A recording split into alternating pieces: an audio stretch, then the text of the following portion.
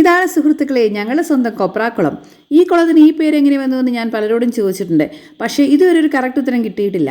അറിയാവുന്നവരുണ്ടെങ്കിൽ ഒന്ന് കമൻറ്റ് ചെയ്യണേ. ഏതായാലും ഇവിടെ നിന്ന് നീന്തൽ പഠിച്ചവർ ഇന്ന് ലോകത്തിൻ്റെ നാനാഭാഗത്തും കാണാതിരിക്കില്ല. നീന്തൽ പഠിക്കാൻ ഇതൊരു നല്ല സ്ഥലമാണ്. 4 സൈഡും കോൺക്രീറ്റ് ആയതുകൊണ്ട് പഠിക്കുന്നവർക്ക് ആദ്യം അവിടെ നീന്തി പരിശീലിക്കാം.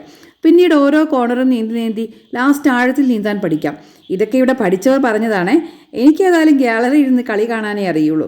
നീന്തലൊക്കെ ചെറുപ്പത്തിൽ പഠിച്ചാലേ പഠിയൂ എന്ന് ആരോ പറയുന്നത് കേട്ടു. പിന്നെ ഞാൻ ആ വഴിക്ക് പോയില്ല.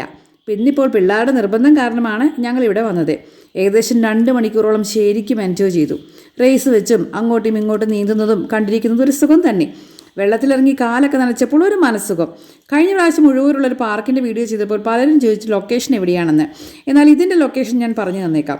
ഉഴവൂരിൽ നിന്നും ഇടക്കോലി പോകുന്ന റൂട്ടിൽ NSS കരയോഗം കഴിഞ്ഞ് ഒരു 500 മീറ്റർ മുന്നോട്ട് നീങ്ങണം.